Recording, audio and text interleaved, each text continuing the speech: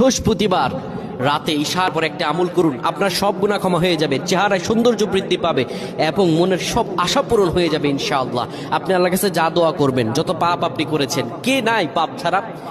প্রিয় ভাইরা আমার, আপনি আমলটি শেয়ার করে দিবেন। আপনি আমল না করে সওয়াব পেতে পারেন। সেটি কিভাবে জানেন? রাসূল সাল্লাল্লাহু আলাইহি ওয়াসাল্লাম বলেন, বাল্লিগু আন্নি ওয়ালাউ আয়া। একটি আয়াত, একটি হাদিস, একটি আমল যখন তুমি জানতে পারো, সেটি শেয়ার করে দাও, সেটি সবার কাছে, তোমার ভাইদের কাছে জানিয়ে দাও। আপনি আমল না করে সওয়াব পাবেন। যদি আপনার একটি শেয়ারে অন্যজন আমল করে, তাহলে তার আমলের পার্সেন্টেজ থেকে আল্লাহ তাআলা আপনাকে সওয়াব দান করবেন। সুবহানাল্লাহ।